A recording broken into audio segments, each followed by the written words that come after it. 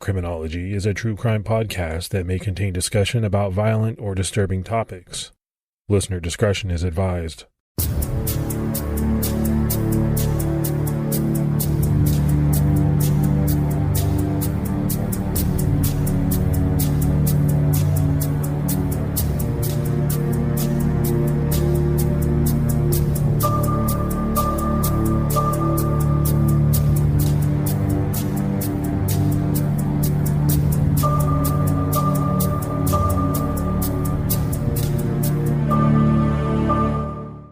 I want to welcome everyone to episode 2 of season 2 of Criminology. I'm Mike Ferguson. And this is Morph. And we're glad that you came back with us for episode 2. Morph, episode 1 was jam-packed with information. Every episode we do is going to be like that this season. Every episode is going to be over an hour. So it's going to be a big jam-packed case, and this episode is going to be no different. So before we get into it, want to remind everybody about our new Patreon. If you want to help support the show, go to patreon.com/criminology. We wanted to give our Patreon supporters a big shout out and tell them how thankful we are. So we wanted to say thank you to Tracy Benedictson Holdham, Carter Somerville, Jen Wendell Crenshaw, who jumped out at our highest level. We really appreciate that. Jason Worley, Brendan Wool, Aaron Pullen, Thrash Metal Show, who's one of our biggest supporters on social media. They jumped out at the highest level. We really appreciate that. Lisa Davies, Kimberly Schlinke, Kay Cole, Jen Hutt, Melissa Nottingham, and Kathy Felt. Our last Patreon shout-out today goes to Becky Jo Malone. She happens to be my sister-in-law, and it's her birthday today, so I just want to say a very special happy birthday. We really appreciate all you guys, all your support. You're really helping the show, and we wanted to let you know that. And don't forget about CrimeCon.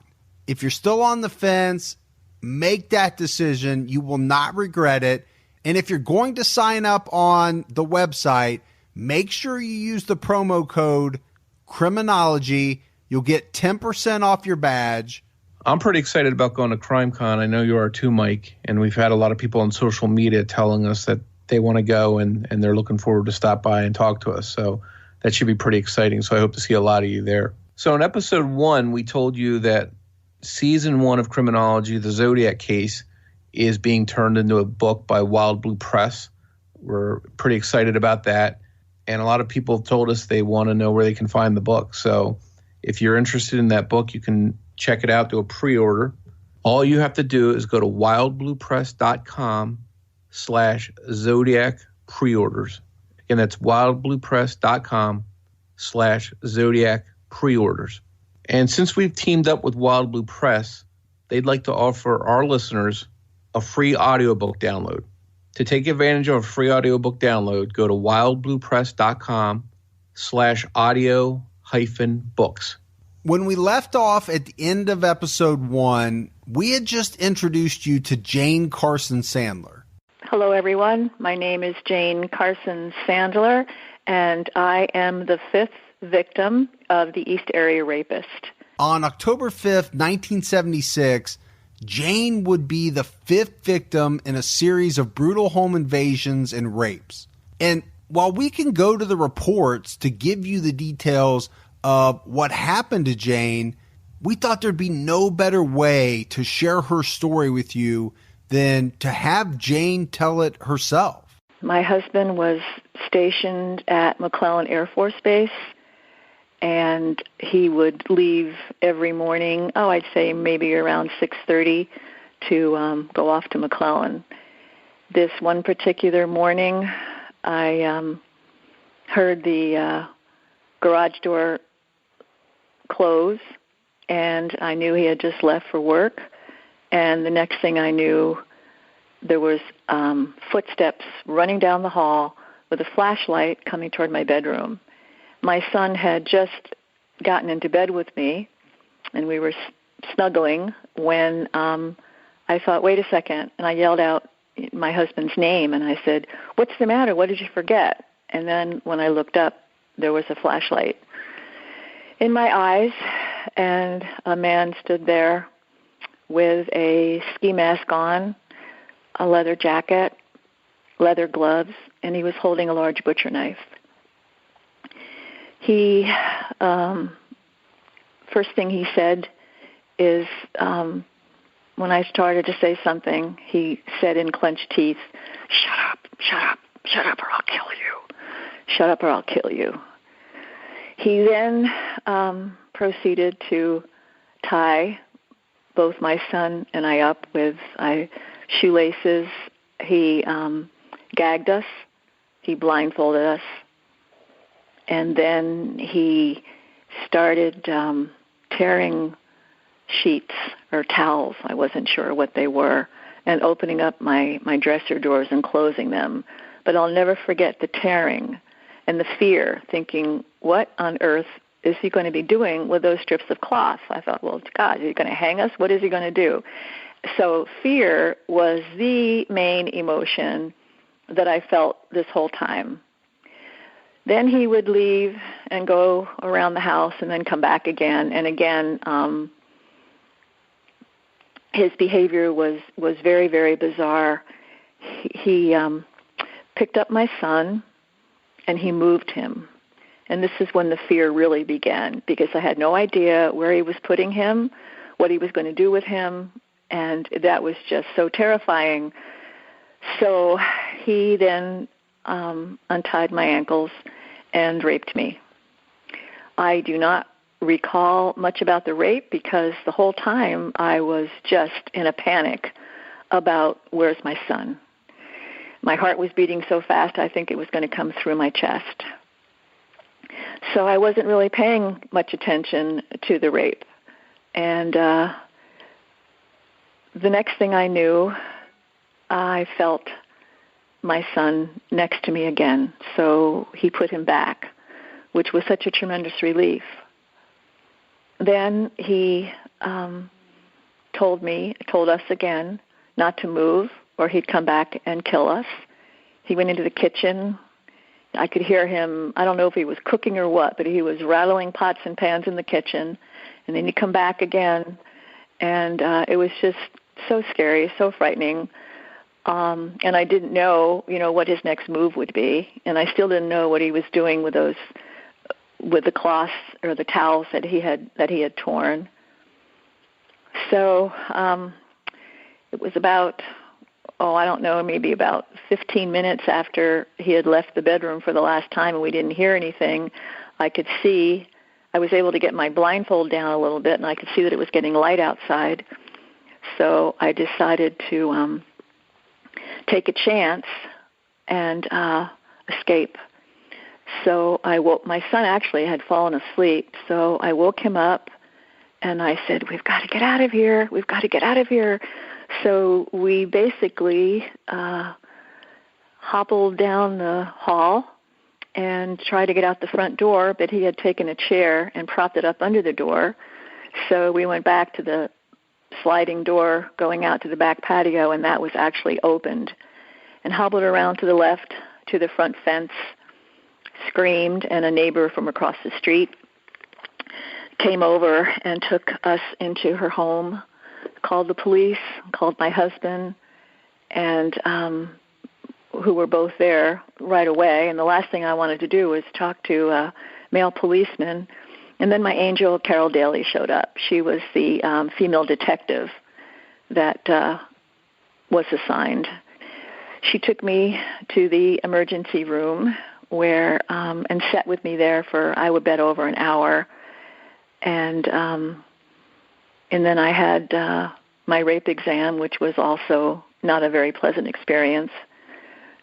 I had a male doctor, and after the rape exam, I had to have a morning after pill to be sure I wasn't pregnant. I had to have a shot of penicillin to be sure I didn't have a venereal disease. And, 1 minute I was laughing, just so thrilled to be alive. And then the next minute I was crying and sobbing, just thinking, oh, my goodness, what we had just been through. But again, just so thankful to the Lord that, our lives were spared. At this time, there was no news about a serial rapist in Sacramento. Nobody knew that this had been going on. But it was right after my rape that they put two and two together in the respect that there was a rapist that was breaking into people's homes prior to coming back and raping them. And it had been probably, I would say maybe 2 to 3 weeks prior to my attack, I was robbed. Someone had come in my son's bedroom window and taken all of my rings out of my jewelry box. So that was pretty bad, but I really, we didn't know that in a couple of weeks he was going to return and rape me. But what he did, I guess, when he was in the house the first time is he was able to look at photographs in the house, and he could see that I would in the military, maybe my husband was in the military, or, he got a lot of information about us. And where he saw me to begin with, I have no idea. Nor do I have any idea is why he moved my son. Did he move it to be, a nice guy, or did he just move him so he had more room on the bed when he raped me? There's two questions that I hope to sit across the table and ask him at some point. Jane went on to describe her attacker. I do remember that he had on black high-top sneakers. And again, he was holding this large butcher knife. He had this brown or black leather jacket on, gloves, the ski mask, of course. I don't remember the color of his eyes. I'd say he was maybe 6 foot tall and moderate build. Not heavy at all. And I'd say he was I was 30 at the time. I'd say he was maybe a couple of years younger. Jane was also able to estimate how long her attack went on and shared some of the things that really stood out to her. Maybe 45 minutes to an hour. One thing I want to tell you about him, too, he spoke through clenched teeth. So he was I'm sure he was a white male, but he spoke through clenched teeth, so there was no voice recognition. And again, I do not remember the color of his eyes. But I do remember the size of the knife. He took the knife a couple of times and scraped my chest. He didn't cut me with a knife, but he scraped me to the point that I did have some blood on my chest. And, of course, I didn't know what he was going to do with that knife. But for Jane, her ordeal didn't end when this man left her home after the attack. I had phone calls afterwards where he would hang up, which was, again, very, very, very terrifying because I just completely, hated my home. When I returned from the hospital, I wanted to move as soon as I could because I had just felt so violated. And then I felt so violated the fact that he kept going in and out of my drawers and looking at my underwear drawer. And so, but we weren't able, to move for another year or so. We had to wait for my husband to get orders. As you can imagine, picking up the pieces for Jane after her attack was not an easy thing to do. You couldn't talk to people about this. I only told one close friend, and of course my husband knew, because you didn't, back 41 years ago, you didn't talk about rape. That was something to be ashamed of. That was, something that people didn't discuss. So that was really very difficult. My saving grace was going to the Rape Crisis Center in Sacramento and meeting other women that had been raped as well. And then I realized I wasn't going crazy because all of my weird feelings, had been, other women shared the same results, that they were scared, they were eating more, they were biting their fingernails, they were, just unusual behaviors that, normally one wouldn't have. But when I met with these other women, I realized that everything that I was experiencing, they had experienced as well. So that was certainly a saving grace for me. Jane went on to talk about the aftermath of her attack, both for her personally and for the community. When they finally realized there was a serial rapist then then it seemed every day after my attack, and I was number 5, it seemed every day in the paper there was another rape, and this just went on and on and on, 27, 29, 31, and every day. And Sacramento completely shut down. All of the stores were sold out of all their locks, if you can imagine, and people were buying guns, and the hardware stores their shelves were empty. And one thing that I'll never forget that was so frightening was at night then my husband and my son and I would sleep together in our king-size bed in our bedroom, but we didn't know if he was going to return. And every night it seemed that we were a helicopter flying overhead with a spotlight in the area, trying to find this guy. So that's one thing I don't like now, is to hear a helicopter. It always brings me back to laying in bed and listening to the hovering sound of the helicopter. And of course, whenever I see someone with black high-top sneakers, that always reminds me of the rapist. And also, too, watching anyone with a ski mask on. I haven't skied because that's, just is very scary to me, too, to see a ski mask. So anytime I'm watching a television program and someone's got a ski mask on, which they do a lot of times, I have to shut off the television. Jane hasn't dwelled on what happened to her over 40 years ago. If anything, she pushed through it to become the person she is today. And I am very fortunate that I was number 5, because it became much more violent after my attack with other women, and then, of course, with men in the home as well. And then, of course, the rapes led to the murders. So we definitely need to get this monster identified.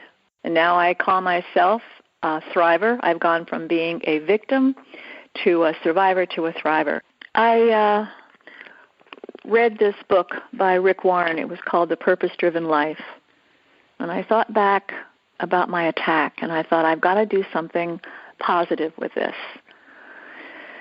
And that was when I started to do public speaking about it, and I realized if I keep this a secret, then how can I help anyone else that's experienced something similar?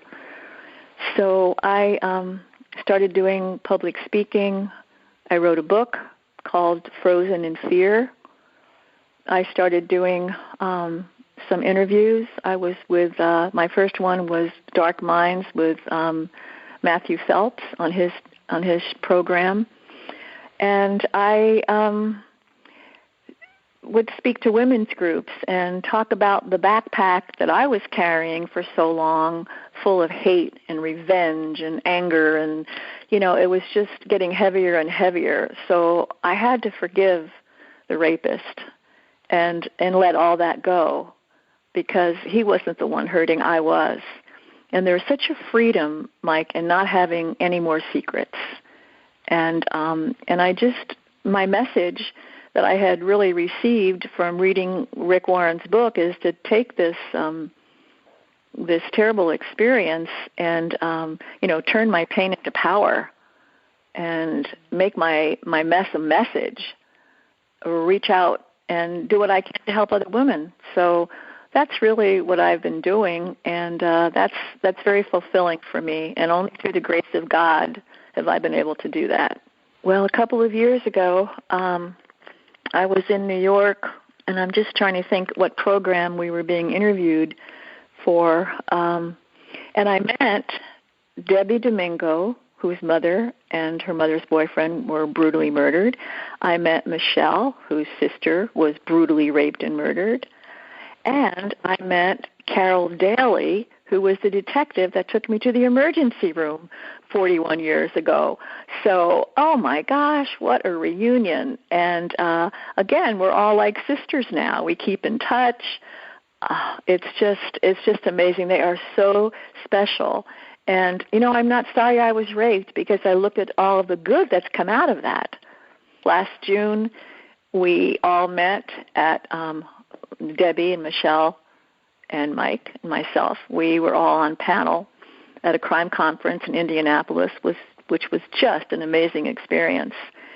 I don't normally get emotional when I tell my story because it's like I'm talking about someone else. I keep my pain, I guess, compartmentalized in some part of my brain. But when Debbie started talking about the death of her mother, then I really teared up. It was so emotional. But these women are just amazing, and I just feel honored to be part of their life.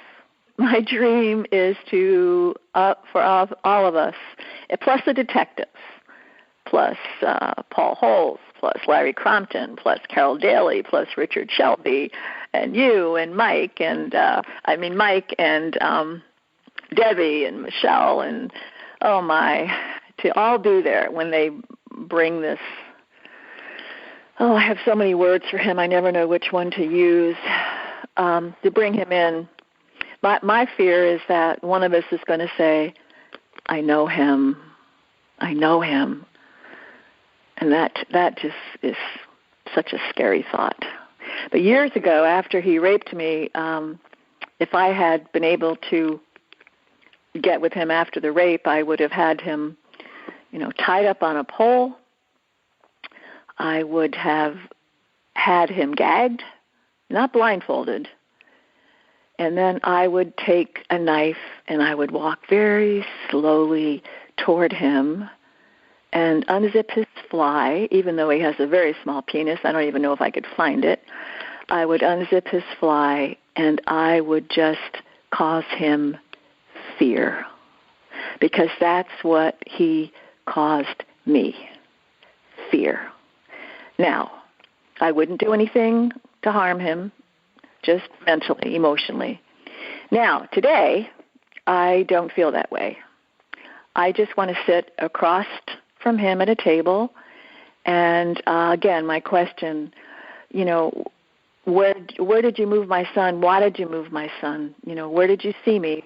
Why? It's almost like, why me? Why was I one of your 50 rape victims? So that's how. That's my dream, is that he will be caught and I will get a chance to sit with him and to question him. Jane went on to write a book about her ordeal called Frozen in Fear. And it's a very personal book that surprisingly delves into not the rape so much, but more about how Jane went on to make her life whole again. And I can't recommend this book enough. It was very therapeutic, Mike, to write that book back in 2014. I had wanted to write a book ever since my assault back in 1976. I thought, I got to write a book. I have to write a book. But at that time, the name of my book was going to be Who Was It That Raped Me? And it just never seemed the right time over the years. I was busy with my nursing. I was busy with my military career. I just never said, okay, this is it. I'm going to write. But 2014, for some reason, I didn't have a lot on my plate. My husband was very supportive. He fixed the meals. I sat at the computer, and I just started writing. And that's when it really helped me to come to terms with what really had happened and my Christian beliefs now, my Christian values now, and the fact that I really was able to forgive him. And again, Mike, that's not something that everyone can do. And I understand that, and I just know that it was a very freeing experience for me to be able to do that. And it's a process. It's not something like, I'm going to forgive him. No, it takes a long time. But I was finally able to get to that state. I was lucky enough to meet Jane at CrimeCon in June of 2017 when we worked together to spread awareness of this case. And she's honestly one of the most confident, positive, and strongest people I've ever met. And I can't even tell you how many people came up to her in tears after she spoke on stage about her story. It was just amazing. And you heard Jane mention a lot of people that she's met along the way. Debbie, Michelle, Paul Holes, Larry Crompton, and so many other people that were involved in this case. And we're going to hear from a lot of these same people this season on Criminology. Jane's case was different than the ones that we discussed in episode 1. Her attack started around 6:30 a.m.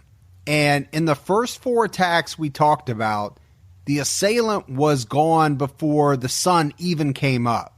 Jane's attacker didn't leave her house until almost 8:30 a.m. Yeah, Mike, that definitely seems odd. You would think a guy like this would have tried to get away under the cover of darkness.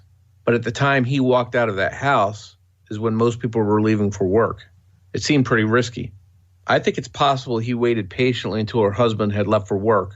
Remember, in all the attacks that we've discussed up to this point, all the victims were lone females.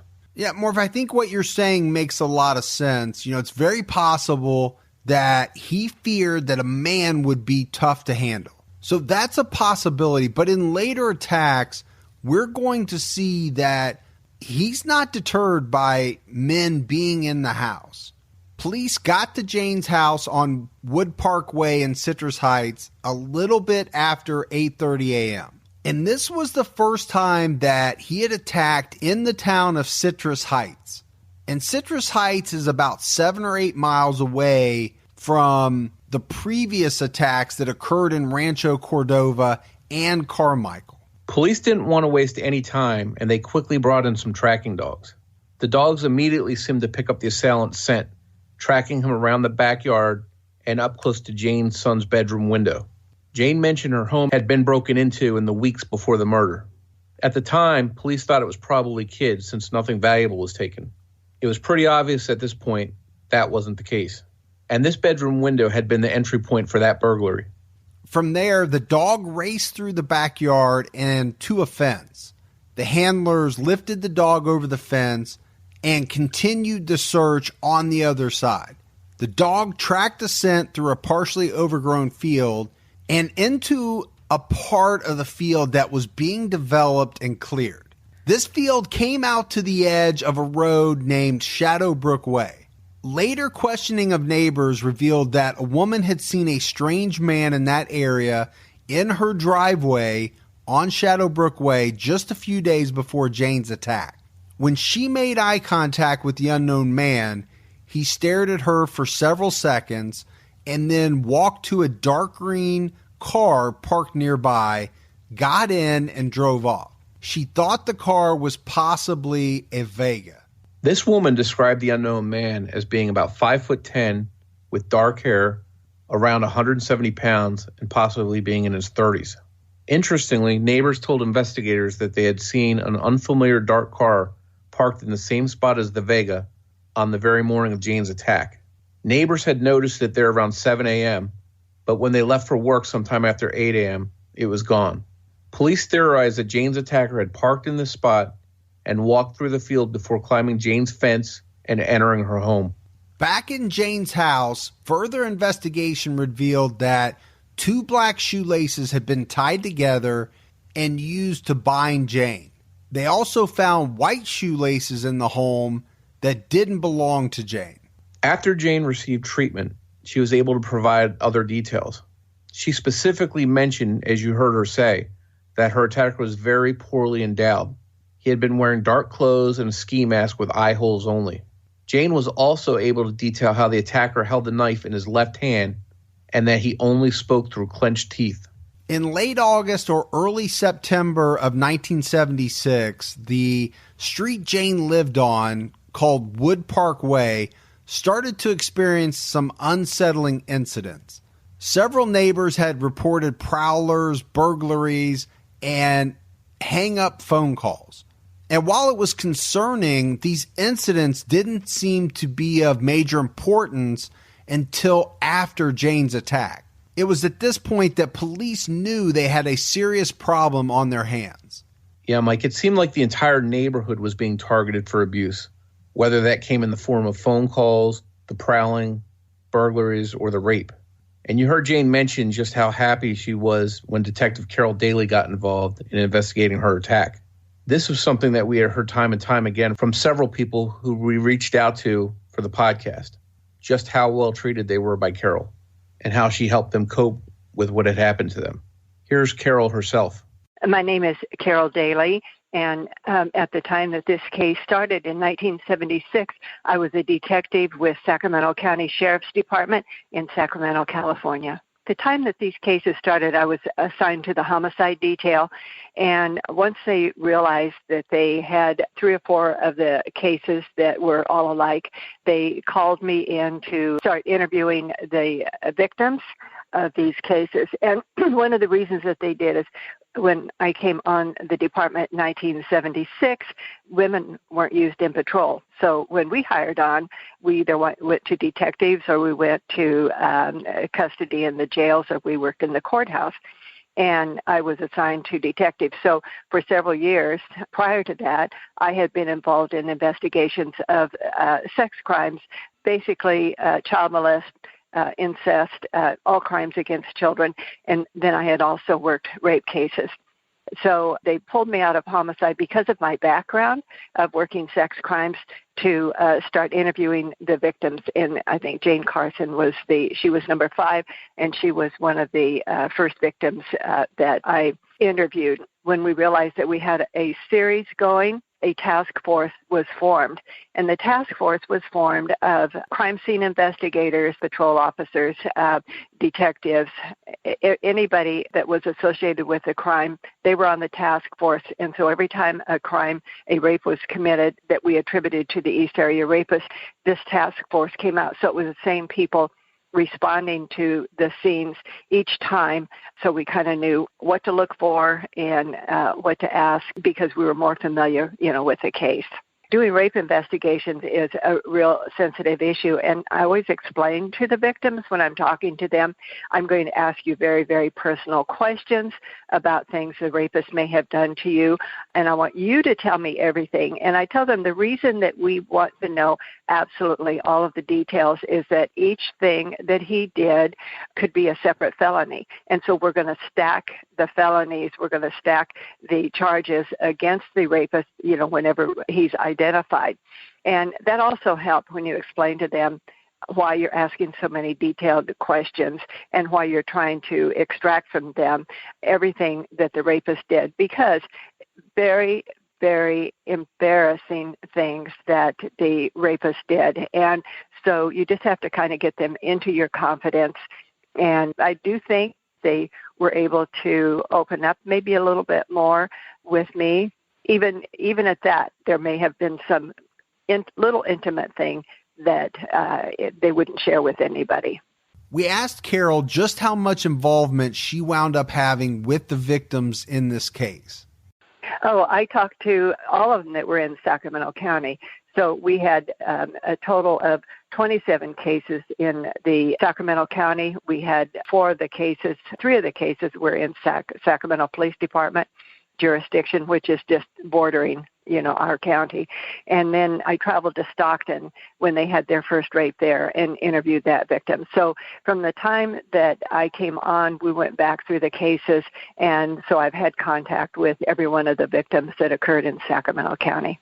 So Carol describes how she wound up talking to 27 victims. And we've said up front, Morph, how many victims there are, but just the fact that Carol had interactions with 27 gives you an indication of just how big this case is going to be. And not just that, Mike, but you can also hear Carol talking about how she went into other counties and had to meet other victims. So that tells you just how far-reaching this case would become. And from talking with so many victims, it was much easier for investigators to gather a lot of information about this predator's MO throughout this series. Basically, his MO was entering the house, and it was either through an unlocked door or sometimes he had pre-planned the rape, gone into the house before the people came home, and then waited for them to come home. So he made his entry sometimes through unlocked doors, unlocked windows. On some of them, he confronted them outside. On one of them, he kicked in a front door. But he was always dressed in a ski mask, always had gloves on, and his body was covered. When he came in, he would immediately shine a flashlight into the victim's eyes, have her or the couple turn over on their stomach, tie the male, and then he would tie the female up. And he would bring shoestrings or ties with him, and he would tie them up He would always talk through raspy, clenched teeth. When he entered and confronted them, it was, do as I say or I'm going to kill you.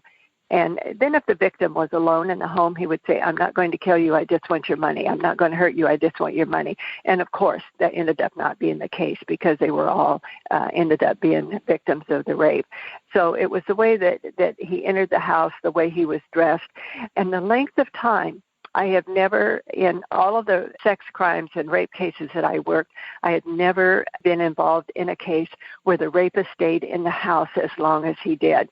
Usually a rapist will come in and his goal is to rape and then get out and get away as fast as he could.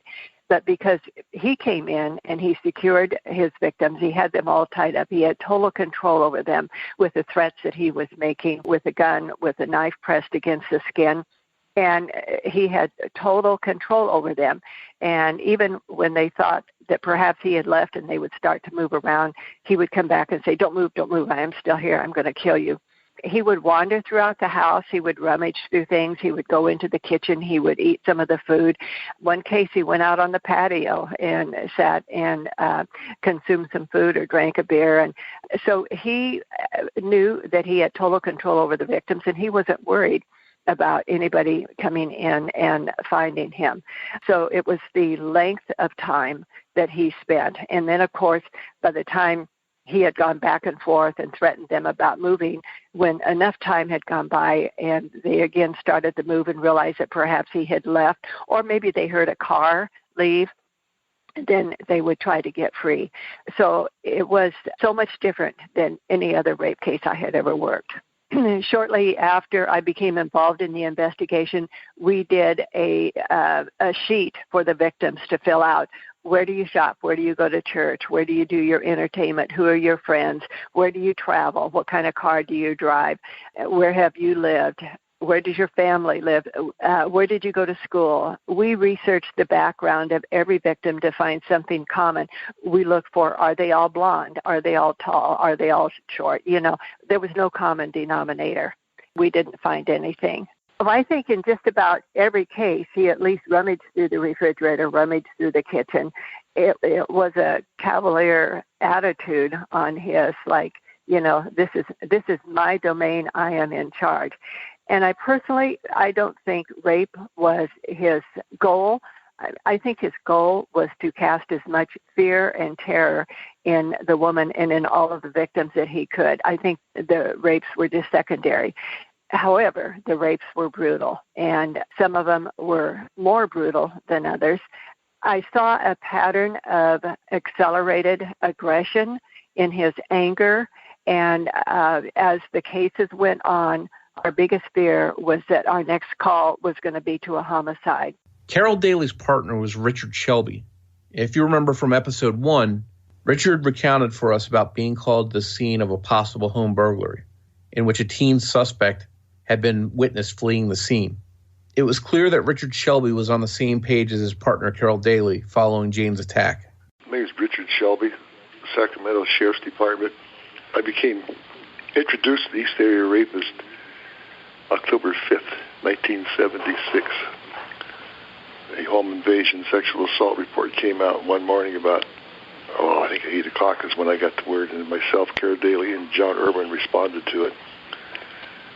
And then we worked that case having no idea who the East Area Rapist was, that he even existed. And then it went on from there. I picked up on this early. His entire life focus was on how to prowl, how to burglarize, how to sexually assault people. I'm not exactly sure what he had in mind, what he was doing, but that's all he's ever done. Carol Daly and I thought he was going to kill. He was getting more and more deranged. His actions when he was assaulting his victims, the things he would say, he told several people, this guy's getting more violent. In fact, I personally felt it, and felt's really the word, that he really wanted to hurt somebody out there bad. On that one victim, Jane Carson, she had about a 1-inch white abrasion on her shoulder where he held a knife. She said he just accidentally cut her. Well, bull. It was a serrated knife. You don't get an abrasion with a serrated knife or any kind of knife. You have to wiggle it back and forth. I thought that's what he wanted to do, was hurt her. And then several victims after that, it became obvious each and every one of them had some kind of a little cut. It seemed police didn't want to start a panic in Sacramento County, so at the time they tried to keep things quiet, thinking that they would quickly catch this guy. But that didn't happen, and it was only a matter of time before the public got wind of what was going on, and you can imagine the terror. I have not experienced any fear in this community before or since the East Area Rapist.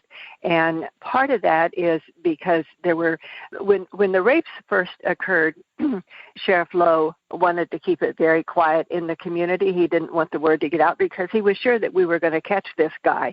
And then a couple of the high influential people through the media got wind of these rapes and went to him and said, we have to know about these. And so he promised them that every rape that we would have, they would know about. So I think that was good because it alerted the community, but it also put more and more fear in the community because sometimes it was every day, every other day, a rape was coming out, and it always made front page headlines. And so there was a tremendous amount of fear in the community.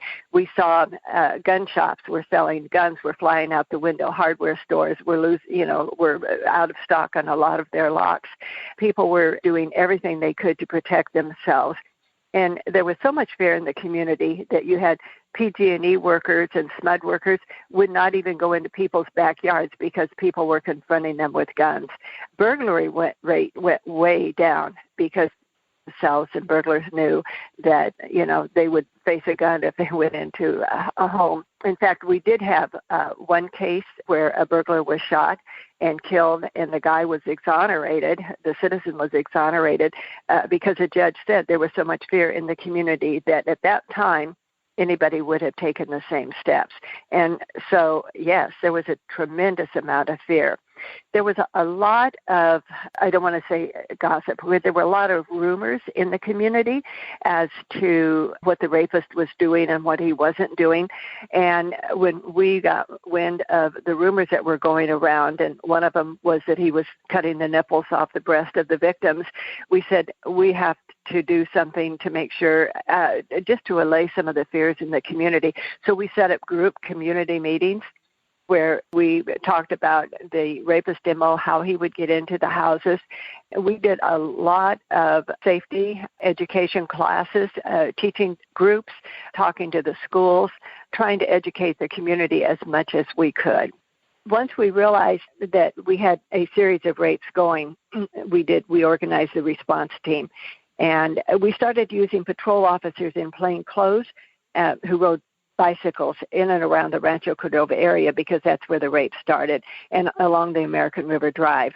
Of course, they started at Cordova, and then he moved east. We had officers that would be on bicycles in plain clothes riding around, and there were some times when we know the rapist was spotted, but he was so quick, he was so agile, he was gone before anybody could even locate him. At the time that we were doing the investigations, the daughter of the assistant director of Lawrence Livermore Laboratory, they were probably the world's best computer system at that time.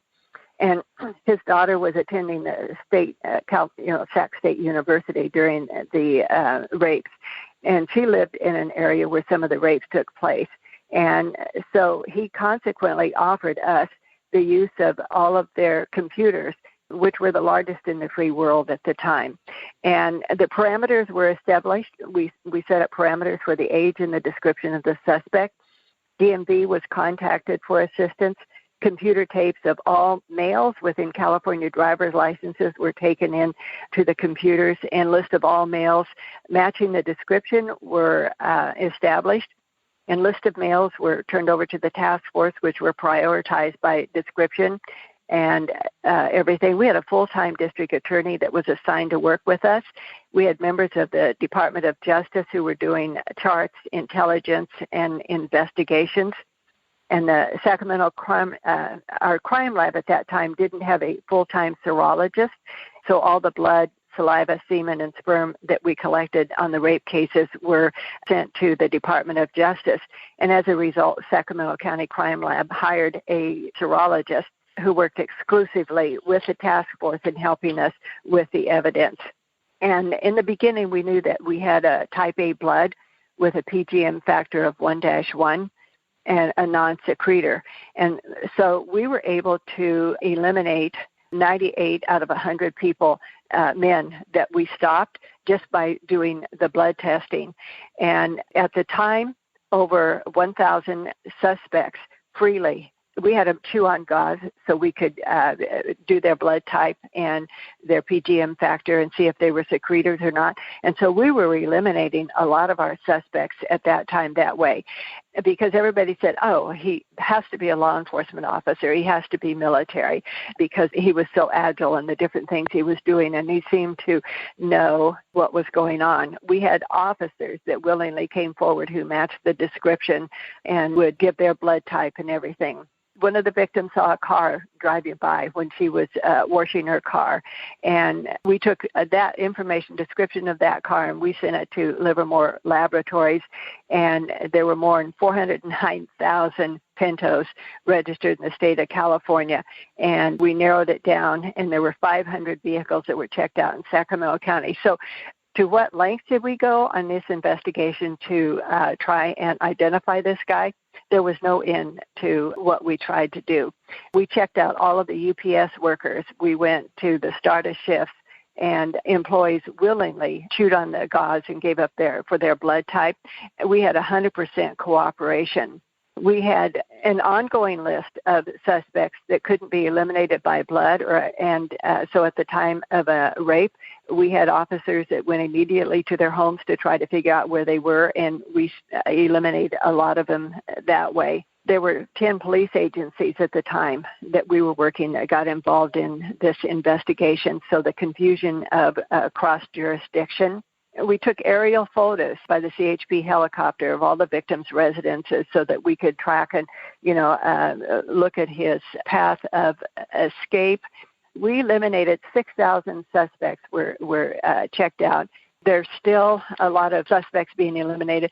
At the time, the size of his penis was a real issue, and so we checked with medical specialists to see about men who were treated for abnormally small penises.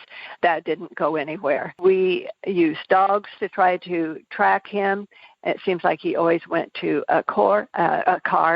At the time that we were doing these investigations, a new technique came out where we could fingerprint a victim's body.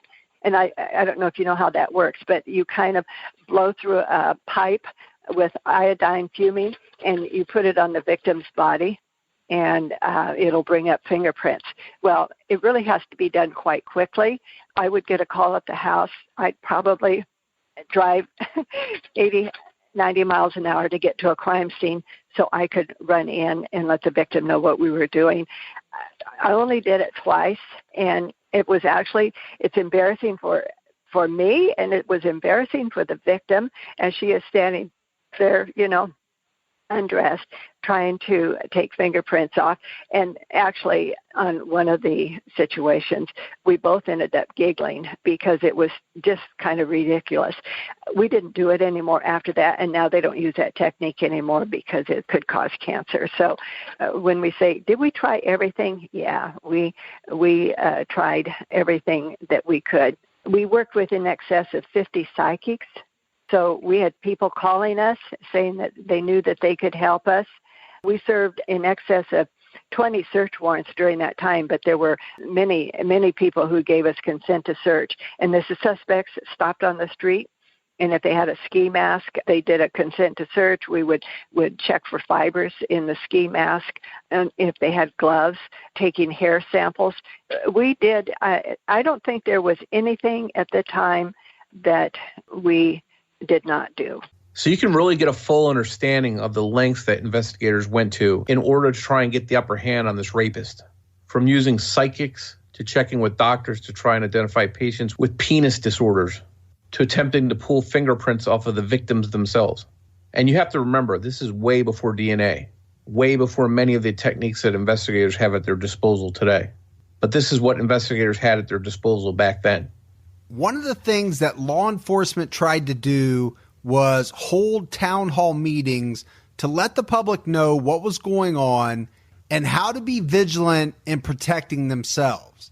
It was at one of these town hall meetings that a male in the crowd stood up in disbelief. At one of the public meetings, we were talking about, the rapist coming in, and there was a man and a woman in the house, or there's two women, and there's been more than one person, and he was able to secure them all and get them tied up and commit the rape and be in the house for such a long time.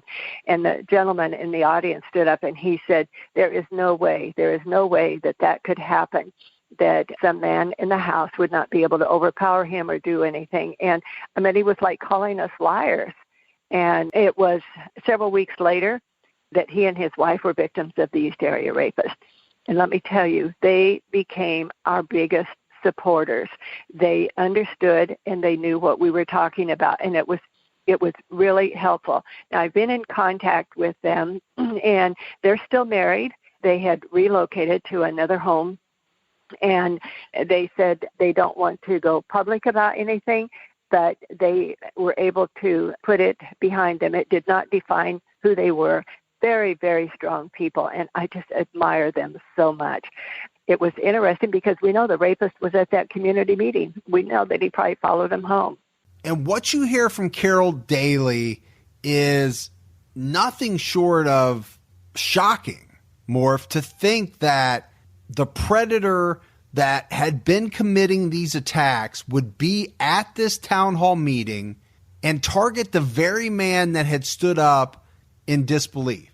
And in a future episode, we will cover the details of the attack on that family that would occur in May of 1977. Carol Daly also told us about how the cases weighed on her over the years and just how upsetting it was that they weren't able to catch this predator. There was so much notoriety in the community, and even as an investigator, you would be out in the community, and of course people knew us because we were on TV, we were at the public meetings, and the question is, haven't you caught those guys yet? Haven't you caught those guys yet? Even then, towards the end, coming into the sheriff's department to come to work, patrol officers were saying, haven't you guys caught that guy yet? And so it was frustrating to everyone. And of course, the fingers were pointed at us. What are you doing? What are you not doing? And let me tell you, we did everything within possibility in trying to investigate this case. And I have 3 pages of things that we did that we had never done to this extent in any investigation. So when he left our jurisdiction and went into another jurisdiction, there was not good communication between the agencies because they said, you couldn't catch him, we're going to catch him. And of course now history shows that no matter who was involved in this investigation, no matter how much work has been done over the years, the case has still not been solved. And I formed a victim support group. We had a psychologist come in and talk to the ladies that came forward. I tried to set up a support group for the men. None of them would come. They didn't want anything. It was very difficult for the men. And of course, out of all of these rapes, probably 97, 98% of the relationships ended. After I left the case, I didn't stay on top of it. I wasn't a part of it. All I did was answer questions. Then when we heard that the DNA matched up and our rape cases up here were matched up with the homicides down south, it was a very sickening feeling because I knew that's what we were thinking was going to happen here, that somebody was going to be killed. And just the tragedy of it all, and knowing that so much hard work, so much effort went into these investigations, still we didn't solve the case. It was interesting, and as all of the publicity came about again, going back out to a couple of the areas where the rapes had occurred, and it was surprising how close, because you forget, after 40 years, I can drive through a neighborhood and I remember, a rape here or a murder there. I went back to one of the rape victims' homes, and I looked at that home, and it was a nice neighborhood, but her house, it was like the house died with that rape.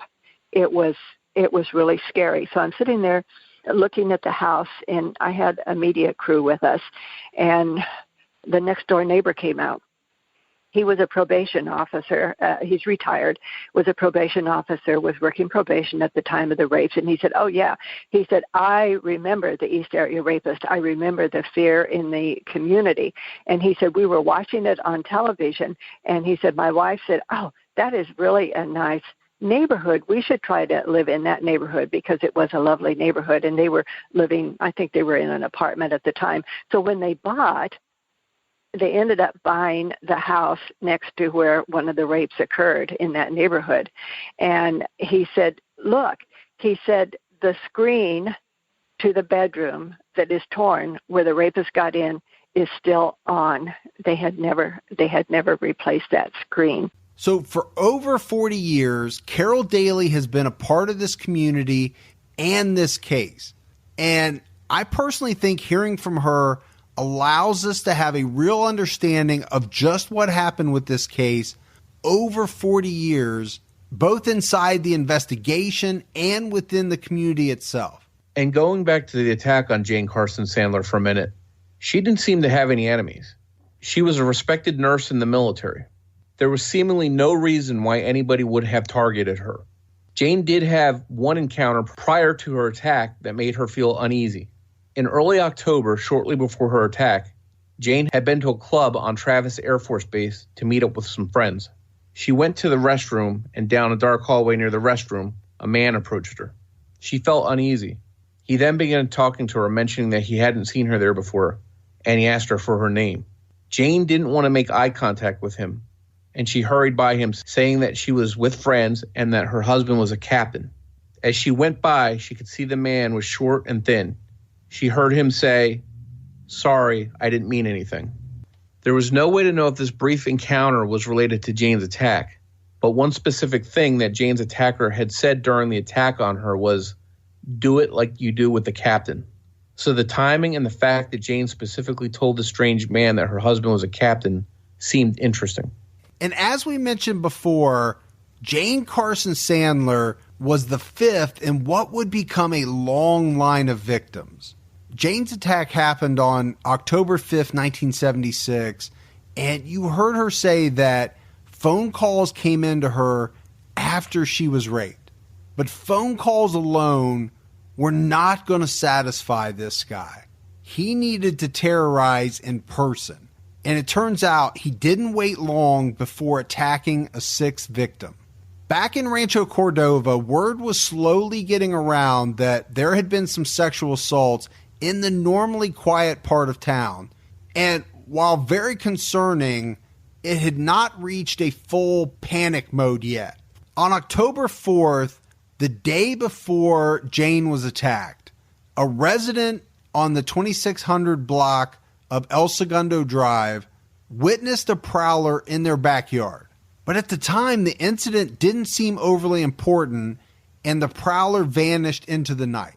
A few days after this prowler was seen, only a couple houses away, a 19-year-old woman had the house to herself. It's not known if the young woman knew of the prowler or of the other attacks in the area, but her home had previously been broken into 3 years earlier on March 7th, 1973. A burglar had pried open the home's sliding glass door. Nothing of substantial value was taken. In fact, it didn't seem like the break-in had even been worth the burglar's time. All he had gotten were some coins and a single earring from a set that the young girl had owned when she was 16. But you would think, having suffered a break-in once before, this family may have taken stronger measures for added security.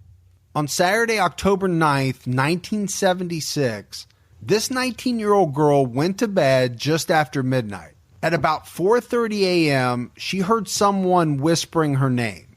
She thought she was dreaming, but she wasn't. Before she was fully awake, a gloved hand was on her mouth. She then felt something sharp pressed against her neck, and she heard a low hissing voice say, "Don't scream or I'll kill you."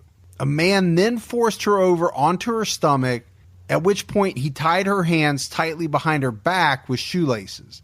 He then blindfolded and gagged her using cloth material and towels. At this point, all the 19-year-old had seen was a flash of a man in a ski mask before she was quickly turned onto her stomach. He asked her for money and told her that he needed a fix. an indication that he possibly was a drug user. The man was taking quick, rapid breaths, like he was overly excited. He then dragged the young woman from the bed and marched her blindly out of her room. Terrified, she had no way of resisting and helplessly walked with him. It was then that she realized that the intruder had walked her out of the house and onto the patio. He then ordered her to lie down. He leaned over her and she could feel his breath on her face. He told her, "I've been dreaming of you," and added, "I've always wanted to fuck you." At this point, her assailant tied her feet together. She heard him walk into the house and then return a moment later. Then he walked out into her yard. She wasn't sure what he was doing or what he planned to do. After going into the home and coming back out again, he came over to her and asked her for money. He told her, "You better have money." As he stood by her very closely, he stopped talking. It was then that despite being blindfolded, she could tell he was masturbating. The man then whispered to the helpless woman, "You better let me do this." He turned her onto her stomach and placed his penis into her hands that were still tied behind her back. After a moment, he untied her feet and then he sexually assaulted her. And this would begin a cycle where he would intermittently return to the inside of the home before returning and raping her multiple times. The terrified and helpless victim laid there on the patio on top of a carpet. She could hear her attacker rustling bags. Then he came over and drug her and the carpet she was lying on to a spot on the patio where there was a post, and he tied her to it. She felt his hands grab hers, and he started pulling off the rings that she was wearing. He then told her that he was leaving and not to scream. He warned her that he lived right down the street and he would know if she screamed. Then there was silence. After she felt her assailant had left, she started wiggling to try and free herself. She was able to get her blindfold and gag off and removed herself from the patio post. Her hands remained tied tightly behind her back, and she couldn't free them, so she decided to make her way back into the house. Once back in the house, she made it to the kitchen phone, but quickly realized that the phone line had been cut. She tried a second phone in the bedroom and found that it too had been cut. And at this point, she was feeling defeated, to the point where she collapsed and decided to wait for someone to find her. And luckily, about 2 hours later, a friend came to her house and discovered her still partially bound. And you just have to think about, number one, this entire ordeal, and then number two, more specifically, how long that 2-hour wait must have been for this poor girl. The friend got the victim free and then brought the 19-year-old back to their house to call police. While they waited for the police to get there, the victim couldn't help but want to clean herself up, and she then took a shower. Who knows what physical evidence she may have washed away, but her reaction seems totally understandable. Police arrived at the victim's home, a single-story house, a little after 9 a.m. They quickly determined that the point of entry was the dining room window. The screen covering it was found discarded in a bush. They found a candy dish on the ground, but it was discovered that it belonged to the victim's family, and the attacker had moved it as he made his way in through the window. They also found torn strips of towels and signs of ransacking in the home. The police talked to the victim and tried to get some more information out of her, but she couldn't add much. She had been awakened so suddenly and didn't have much time to gather details. She was able to tell them that the man that had raped her was wearing a ski mask. She felt he was white and sounded like he might be in his mid-20s. He stood about 5'10". In the end, it seemed as if the assailant had gotten away with very little. Not much more than a metal box with some cash in it and some jewelry. But there was one very interesting clue found inside the home. The assailant had taken clothesline from the victim's yard and had used it to tie several bedroom doorknobs together, running it across the hallway back and forth from doorknob to doorknob. And this may have been done so that if anyone else was home and tried to exit their bedroom, they wouldn't be able to. But there was no one else home that weekend, So this may have been a clue that the attacker had not been watching her home closely leading up to the attack. While police were finishing up at the crime scene, something odd happened. A young male neighbor of the victims walked up to investigators. He made it a point to tell the police on scene that from his elevated bedroom window that he could clearly see down into the victim's bedroom window. He asked if the victim was all right. Police immediately were suspicious of the young man and questioned him more. As they questioned this young man, they noticed that he seemed more interested in trying to peek into the victim's home to see what was going on than he was in talking with them. The man explained that his home had been recently burglarized, and it was at this point that he produced a small bag of cheap jewelry and rings and stated that his parents were out of town and that he had found it in his mother's room but didn't think it belonged to her. The police listened to what the man had to say, but they were interested in him as a suspect. He was about the right age as the victim described and had the same physical stature. The odd mention of being able to see into the victim's room just seemed weird to police. They decided that this young man had to be looked at further. And it didn't take them long to find out that this young neighbor owned a dark green Vega. And as we talked about, a dark green Vega had been spotted near the scene of Jane's home in attack number 5.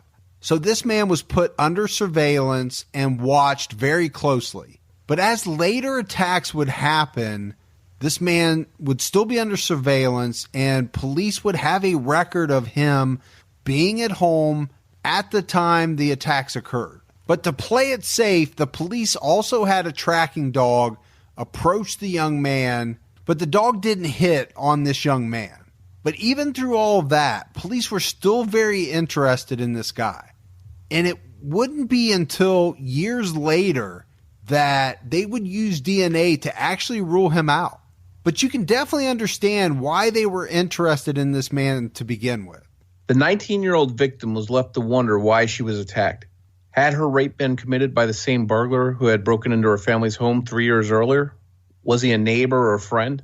Had he been a schoolmate at Cordova High School where she had graduated from just a couple years before? After all, the rapist had awakened her by calling her name. One interesting possibility was that she had been going to dances frequently at nearby Mather Air Force Base. And to get on base, she needed to provide her name and address. Perhaps somebody from the base had tracked her. The possibilities were endless, and maybe she was just in the wrong place at the wrong time. So we have to recap. Up to this point, we have 6 attacks, all on women, with no men present in the home. The homes were primarily single-story homes, and for the most part, the victims were all awoken in bed or were awake in bed when attacked. And that's the time when you are at your most vulnerable. In most of the attacks, a knife was used, but in the first attack, he also had a small gun. And in the third attack, he used a baton, possibly a military training baton. And Mike, you brought up an interesting point about no men being in the homes. Just to add to that, another thing we see here is that the attacks 1, 2, and 6, the victims have been left alone while their parents have gone away. And this is going to be something that we'll see again and again in these cases, which is this guy striking repeatedly when victims are left alone for a stretch of time. Is he getting lucky and catching them alone, or does he know somehow or have advanced knowledge that the victims will be alone? We also have to consider a possible military pattern with these early victims. The first victim was the daughter of an Air Force man. Jane, victim number 5, was in the military, and the 6th victim had frequently gone to dances on the base. So at this point, the Sacramento Sheriff's Department knows they have a problem. You heard Carol Daly and Richard Shelby earlier, and now the problem is expanding. He's crisscrossing the county and has struck 3 different towns at this point. So for investigators, they didn't know where he might strike next. It turned out the next attack, number 7, would happen back in the town of Carmichael, a little over 5 miles from the previous Carmichael attack. On October 18th, 1976, sometime around 2:30 a.m., a young boy on the 4900 block of Kipling Drive awoke to the sound of his dog barking. The 10-year-old boy made his way to the sliding glass door, opened it, and let his dog out. As he let the dog out, he flipped on the outside light. He was still groggy, but it's at this point that he saw something terrible when he looked out into his backyard. Standing in front of him was a masked man. The boy's dog raced out the door, heading right towards the dark figure. The masked man retreated and raced towards the fence, and he climbed to the top of it. The man sat on top of the fence for a second, looking at the small dog barking below, and the horrified 10-year-old just inside the sliding glass door. At this point, the man decided that neither the dog nor the boy was going to stop him from carrying out what he had planned, and he jumped back down into the yard. The dark figure started casually walking back towards the 10-year-old boy, and this kid did not waste any time. He slammed the sliding glass door shut and locked it before racing into his mom's bedroom screaming. The boy is hysterical by the time he gets to his mom's room, and he's doing everything he can to try and wake her up. And when he finally does, she thinks that he's just had a bad dream. And this actually sounds like the scene from a horror movie, like it came straight out of Halloween. But this really happened. And they say that truth is scarier than fiction, and this is proof of that. And in a horror movie, what you think would happen next happens here in real life. She picks up the phone and starts to dial the operator, when suddenly they hear a loud thump in the kitchen. This guy had just gotten inside through the kitchen window. The mom had actually dialed the operator, but it just rang and rang. She had just hung up the phone and started to call her friend when she heard footsteps coming down the hallway. And when she looked up, the door busted open. Standing there in front of her is the masked man, and he's nude from the waist down. And this situation is about to go from bad to worse very quickly. The intruder moved into the room quickly, holding a short, thick, bladed knife. He quickly raised the knife to the 32-year-old mother's throat, and in a hissing growl through clenched teeth told her, "Shut up." He then warned her that if she didn't do exactly as he told her to, that she would die. He added that her son would die too, and they would be butchered to pieces. While this is going on, the family dog is barking. And this made the masked intruder a little bit nervous. And he told the victim that he was going to kill her if she didn't shut the dog up. He forced the woman to move the dog into another room. And at this point, he asked her who was in the house. And she told him that it was just her 10-year-old son, and a 4-year-old daughter who was asleep in another room. She also added that her husband was out of town. At this point, the masked man seemed to relax a little bit. But even so, he walked over and yanked the phone cord out of the wall. He then walked out of the room and returned a few seconds later with a towel. At that point, he ripped the towel into strips. And during the tearing of the towel, the woman sensed that the intruder was becoming angry again. As soon as he was done tearing the towel, he yanked the woman up by her arms and spun her around so that her back was to him. He tied her arms behind her back, tightly at the hands, using string that he had torn out of her window blinds. At this point, he tied the woman's 10-year-old son to the headboard of her bed using towel strips and a necktie. And somehow, whether purposely or accidentally, the man caused a deep cut on the boy's foot. Once the young boy was secured, the man scooped the bound mother up and started to drag her out of the room. At this point, the young boy, helplessly tied to the bed, called out to his mother and told her he was afraid of dying. The masked intruder responded by throwing a blanket over the young boy's head and told him, "If you move, I'll kill you." And I can't even imagine what this poor 10-year-old boy is going through at this point, having this happen, and then watching his mother being taken away. It would definitely be traumatizing, and it's pretty clear to me, Morph, that this man has no conscience whatsoever. I mean none. To do something like this to a young child and to terrorize his mother in front of him tells us about the kind of man that's underneath that mask. And once he threw the blanket over the boy's head, he had something terrible in mind for the mother. He once again started to remove the woman from the bedroom.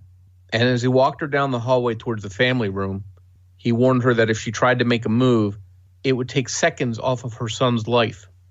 The man warned her that if she cooperated, no one would be hurt, and he would be gone shortly. And this man is nude from the waist down at this point, so you have to think that she probably didn't believe what he was telling her. She would later recount for police that as he whispered through the mask, that she thought he may have been stuttering slightly. Once they got to the family room, he shoved her down on the couch and asked her where her money was. She responded by telling him that she had cash in her purse inside an envelope that was intended to be a donation for the Heart Association. She told him that she didn't have any other money. He then tied her feet together using strips of towel and left her there on the couch before walking off into another room. Once the man walked off, she could hear him going through drawers and cabinets, but it wasn't long before he walked back in and leaned down close enough to kiss her. He whispered, "You're beautiful."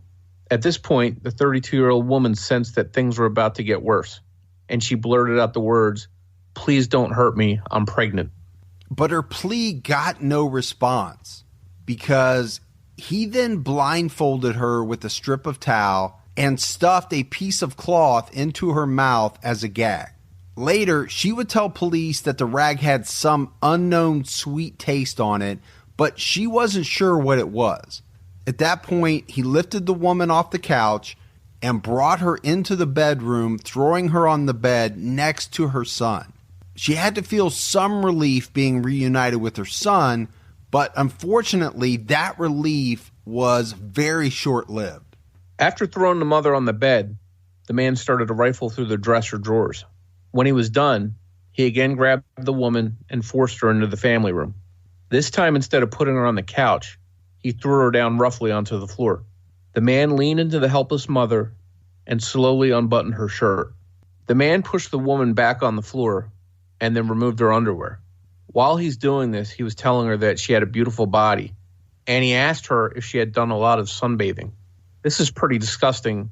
Here this man is undressing her, and she has to know what he's about to do, but he's making small talk and trying to compliment her. But she's tied up, blindfolded. There's not much she can do to stop him at this point. She then felt the man's mouth on her. He had removed his mask, but she would never get a look at the man underneath the mask. At this point, the woman was sexually assaulted, and after he finished, he got up and walked out into the kitchen. When he returned, he placed the blade of his knife against the victim's face, and he angrily told her that she had lied about the money she had, as he found more cash in a desk. At this point, he sounded as if he was stuttering heavily. He pulled the knife away from her face but placed it on her body, running the very sharp tip of it up and down over her hips, stomach, and shoulders, finally winding up at her throat. He then warned her that if she didn't do exactly as he said, that he would kill her and her 2 children. At this point, he rolled her onto her stomach and he placed his lubricated penis in her hands, which were still tied behind her back. And he told her to play with it. This was becoming a very clear part of this man's MO. After this happened, the man became interested in the ring she was wearing.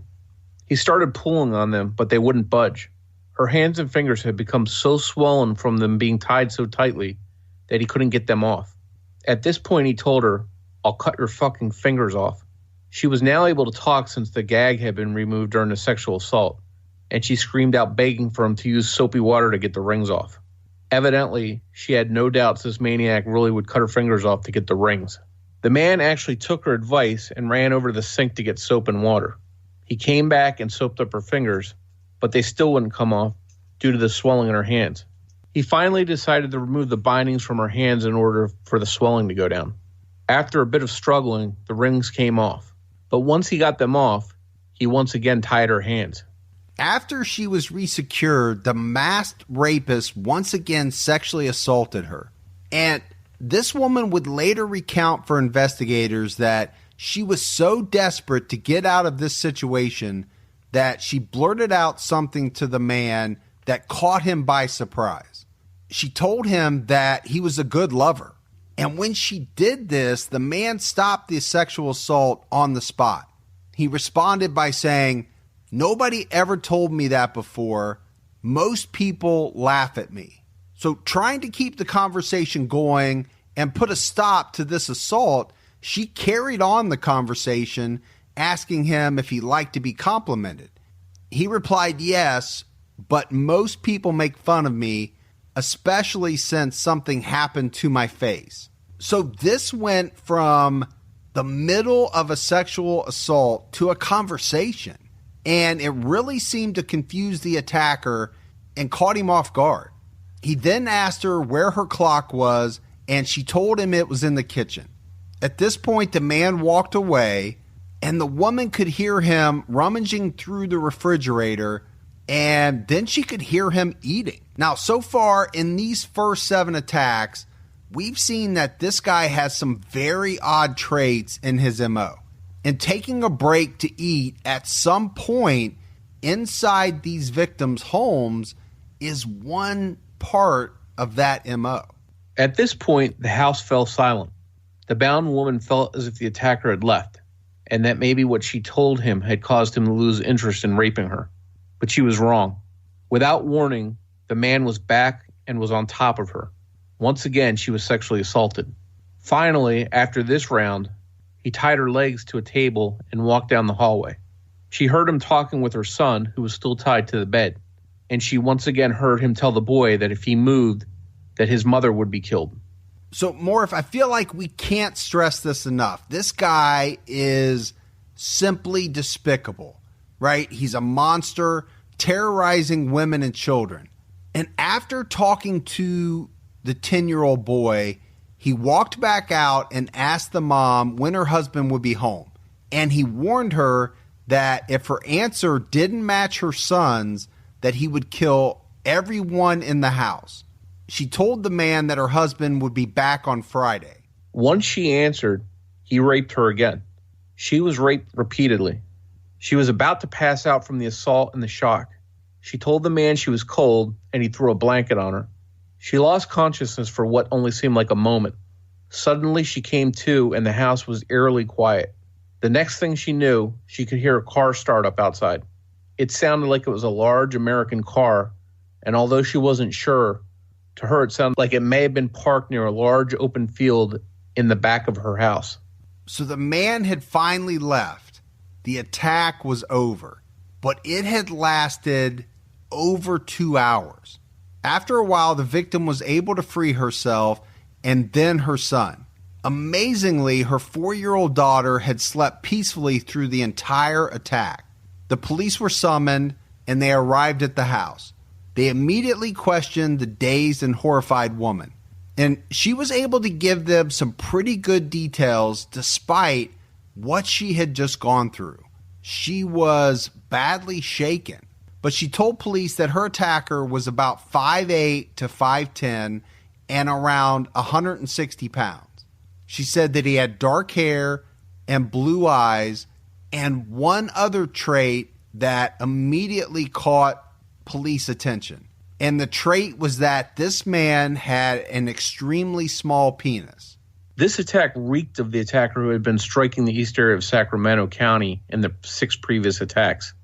In addition to the unusually small penis, there were a lot more similarities in the MO. The attacker had a mask, he talked through clenched teeth, but one thing the victim reported that was different was that he seemed to have a stutter. But other things continued to line up. The victim had a 1-story home, and like Jane's yard in attack number 5, it backed up to a large field. Once investigators looked around outside, they found empty beer cans at the crime scene that did not belong to the victim. And one thing worth noting was that the victim had recently sold her house but had not yet moved out. A realty sign was noted in the report as being on her lawn. And this is very important because houses being for sale where attacks occur is another theme that we're going to see again and again. Next, police questioned neighbors. One neighbor told investigators they had heard dogs barking at about 2:30 a.m.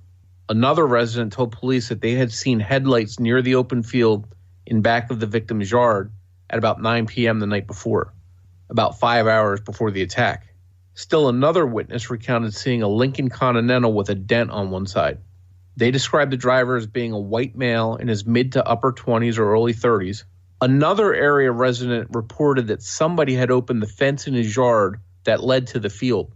It seemed that a lot of activity was going on leading up to the attack on the mother and her 10-year-old son, and unfortunately, almost everybody in the area, with the exception of the victim herself, was aware of it.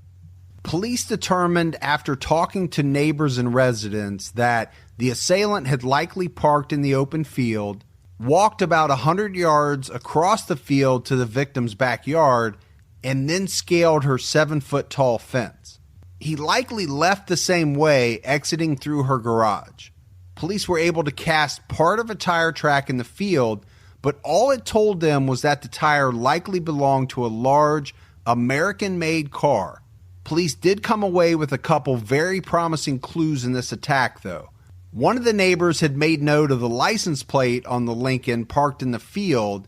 They thought it was TOR 505. And there's been some confusion over the years as to the background of that plate number. But the common belief is that the plate belonged on a car that was owned by a man who died in February of 1976. There's been no clear answer as to how it came to be on the car that witnesses saw. The other major clue that was found while processing this crime scene was a set of fingerprints found on a closet door inside the home. These prints have never been identified. It's possible that they do belong to this rapist because he did move around the home during the attack without gloves on. A few days later, when the victim was cleaning her house in the aftermath of the attack, she found a bent spoon under her couch cushion. It wasn't hers. It was bent in the way that a heroin user may bend a spoon, but tests revealed no signs of any drug residue on it. In the early 1990s, well over a decade after this woman was attacked, and after she had moved and changed her phone number several times, she received a phone call that she was sure was from the man that had raped her in 1976. The caller whispered into the phone, "Do you know who this is?" She could hear what sounded like a woman and children talking in the background, but she couldn't tell if the voices were coming from a television program or not. Including this latest attack, the East Area Rapist, as he was finally being called, had attacked 7 times. He had crisscrossed the eastern part of Sacramento County and was striking at will in multiple towns. On the same day of this attack, October 18th, 1976, the following article ran in the Sacramento Bee. Jill Bradshaw is angry. She is afraid. She's frightened because 3 women who live near her have been raped. Jill Bradshaw is not her real name, but like other women in the area, she's afraid to identify herself. Her once serene Rancho Cordova neighborhood is in the clutches of fear caused by a faceless man who wears hooded masks and rapes, despoils, degrades, and sometimes robs. Law enforcement officers refer to him as the East Area Rapist. Since last year, the white man, described as being between 5 feet 8 inches and 6 feet tall, 25 to 35 years of age, clean with dark, neatly cut hair and a medium build, has raped 8 and attempted to rape 2 East Area women. Last month alone, he raped 4 women and attempted to rape 2 others. 2 of his victims were in Del Deo and 2 others in Carmichael. All the rapes have occurred between 11 p.m. and 6:45 a.m. There have been no men in the homes of the victims, although sometimes children were present. The rapist has entered the homes through unlocked windows in all the cases except one. This man is not the only rapist in Sacramento, but according to Sacramento County Sheriff's Department, he is a repeater with a high tendency toward violence. As a result, the residents of the Sacramento communities have taken steps to protect themselves against the rapist. Some husbands have canceled overnight trips. One man is installing iron bars on his windows and doors. Other men are instructing wives or girlfriends in the use of handguns, and still others have installed burglar alarms and floodlights around their homes. Fear has tightened its grip on the communities of Del Deo, Carmichael, and Rancho Cordova. Rumors are rampant. Publicity about the rapes was minimized because the sheriff's department feared widespread panic would result, and because they hoped to entrap the rapist. The reason we started calling him the East Area Rapist is we had a B reporter named Holloway, and he kind of came in like you see on TV shows and roamed the halls of the detective division, and just was a great friend to law enforcement, and knew that we would share information, and if we couldn't share it, he would keep it confidential. And so he was a very trusted person. So as he's walking by, here's a group of detectives talking about some of the different addresses and looking at where the rapes occurred. And he said, oh, they're all in the East area. And so he was dubbed the East Area Rapist. You would think that the attack on this mother and her 10-year-old son would have satisfied whatever kind of sick, twisted urge was driving this guy. But unfortunately, it didn't. He had other ideas. And later on that same day, October 18th, 1976, he would seek out another victim. That story on the next episode of Criminology. We just want to give a special shout out to Scott Fuller, who did the voice of the newscaster reading from the news article that you heard. And you'll hear more from him on upcoming episodes of Criminology. You can check out a great podcast he hosts called What Happened to Jody, and a new one he has on the way called Frozen Truth. We just want to mention our book one more time that'll be coming out through Wild Blue Press. It's about the Zodiac case that we covered on season 1 of Criminology. And the book again is called Criminology True Crime Podcast Presents The Zodiac Killer. If you want to learn more about the book or look into pre-ordering it, you can do so by going to wildbluepress.com/Zodiac pre-orders. Again, that's wildbluepress.com/Zodiac pre-orders. And remember, if you want to find us on social media, we're on Twitter at Criminology Pod. You can also find us on Facebook by searching Criminology Podcast. And you can join the discussion about the podcast called Criminology Podcast Discussion and Fans. And if you want to email us, just drop us a line to say hi or talk about the podcast, or you have questions about this case, you can always email us at criminologypodcast@gmail.com. And just a reminder that our new Patreon site is up. If you like the show and you want to help support us for all the hard work that has gone into making Criminology, all you have to do is go to patreon.com/Criminology. And if you're on the fence about going to CrimeCon, if you haven't signed up yet, I strongly recommend it. This is something that you will not regret. And if you are going to sign up, make sure you use our promo code Criminology to get 10% off your standard badge price. And we want to leave you with a promo for a great true crime podcast called They Walk Among Us.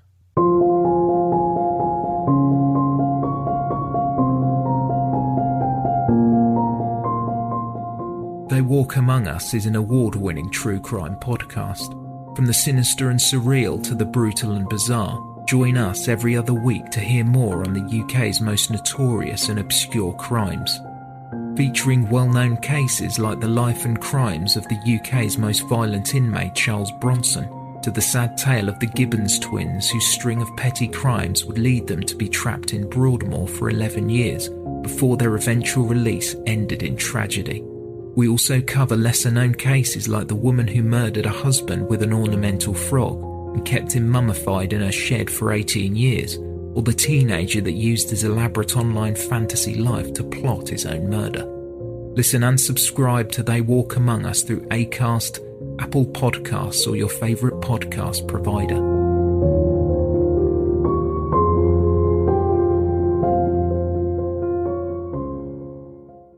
So that wraps episode 2, season 2 of Criminology. Make sure you subscribe to the podcast so you don't miss out future episodes. They drop every Saturday night at 10 o'clock. And be sure to rate and review Criminology on iTunes. That really goes a long way to helping us grow the show.